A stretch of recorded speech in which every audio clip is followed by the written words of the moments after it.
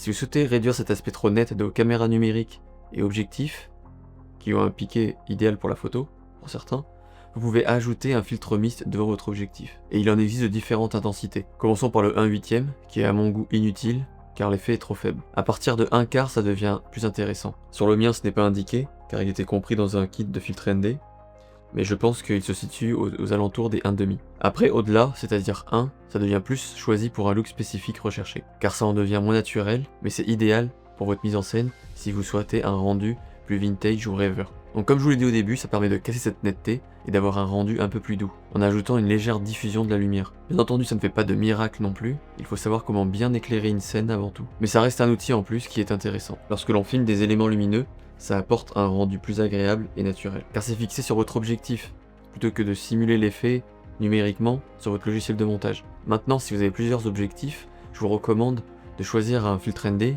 qui est au diamètre du plus gros objectif que vous avez, et ensuite de prendre des bagues d'adaptation pour les autres objectifs, qui sont normalement plus petits. Je prends mon exemple, pour ma part mon plus gros objectif a besoin d'une dimension de 82 mm, et pour les autres, j'ai des bagues pour qu'ils s'adaptent. Sur mon modèle, mon filtre mist est intégré à mon filtre ND, mais vous pouvez acheter votre filtre mist à part et le rajouter si vous avez déjà un filtre ND. Maintenant, si vous voulez plus de conseils, vous pouvez accéder aux autres vidéos de cette chaîne YouTube, ou alors vous pouvez trouver dans la description un lien d'accès pour accéder aux 7 conseils des plus grands monteurs de films.